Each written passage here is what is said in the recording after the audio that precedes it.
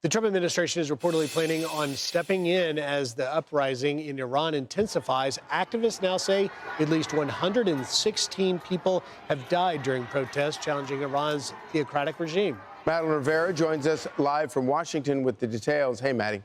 Hi, good morning. So it has been a bit difficult to identify casualties after the government cut off internet access. The death toll is climbing, though, yet the protests continue. More than 2,000 people have also been arrested. That's per the human rights activist news agency. President Trump has promised to intervene if the regime resorts to mass violence. Now, the Wall Street Journal reports administration officials have had preliminary conversations about how to carry out an attack if the U.S. does need to follow through. The outlet reporting per U.S. officials, the discussions include what sites might be targeted. One option being discussed is a large-scale aerial strike on multiple Iranian military targets, one of the officials said. Another official said there was no consensus on the course of action and no military equipment or personnel has been moved in preparation for a strike. Senator Lindsey Graham posting a message on X saying, in part, to the Iranian people, when President Trump says make Iran great again, it means the protesters in Iran must prevail over the Ayatollah. That is the clearest signal yet that he, President Trump, understands Iran will never be great with the Ayatollah and his henchmen in charge. There are demonstrations in other parts of the world to show solidarity with the protesters in Iran. One man scaled the balcony of Iran's embassy in London, you see it there, and tore down the Islamic Republic flag, replacing it with one from the Shah era.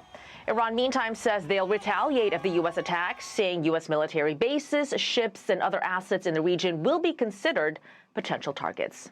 Charlie, Rachel, and Griff. All right, Maddie. Thank you, Maddie. Much. What an incredible thing we were watching unfolding. And you know what's so unique about these protests is these are youngsters. Yeah. These are teenagers and 20-year-olds who have never known anything other than oppression in an Islamic state. And they are willing to fight for something that only their grandparents were able to tell them about the freedom that once existed in the country. And that is a remarkable thing. You know, I've been trying to think what's different in this protest than other protests we've seen before in Iran that have been squelched. And I want to ask you, because I know you've been following this really closely, is it the internet and is it access and the ability to share images even to the world right now? I mean, this is incredible. Yeah, what's different, Rachel, it's such an important question. We saw something like this in 2009 when they stood up. And guess what? The guy behind the Resolute desk was named Barack Obama, and he did not stand with those protesters. And his administration did nothing to help them. And you know what's different? Is the current occupant of the White House, Donald Trump, says, this is the cover of the New York Post. It's so powerful. Got your back. And President Trump yesterday tweeting out this, or putting on Truth Social rather, Iran is looking at freedom, perhaps like never before. The USA stands ready to help. And the fact that we don't know exactly what may come, as Maddie was reporting, the Wall Street Journal saying that the administration is looking at possible large-scale strike options. But one thing is those protesters now are feeling support from this administration, and I think it's feeling it, and it's getting even bigger. One other technological difference is, of course, Starlink and Elon Musk. That's right. That's what I was getting at. That's made a difference in other protests, even in Cuba, when you saw the uprising a few summers ago. They were begging Joe Biden to give them access to the internet. Fast forward to Venezuela, Elon Musk gave them Starlink, and they were able at least to be able to broadcast the oppression and not just the riots, but then the oppression that came after the protests. And to give you an idea about how desperate the government in Iran is right now, they have not only killed the internet, but they've also killed actually landline telephone lines.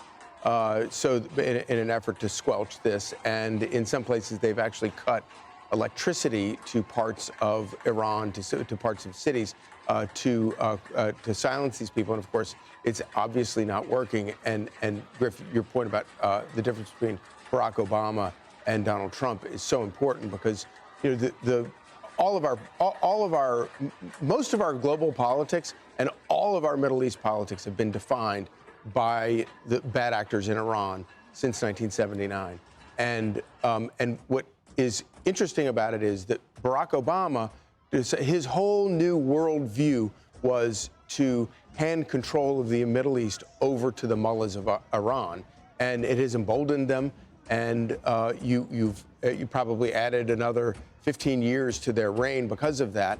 And now we're seeing this, and it looks like it really did. There's something really does feel very different, and obviously, as we reported yesterday, much of it is based on economics and the collapse of the Iranian economy, which is driving so much of it. I'm Steve Ducey. I'm Brian Kilmeade. And I'm Ainsley Earhart. And click here to subscribe to the Fox News YouTube page to catch our hottest interviews and most compelling analysis.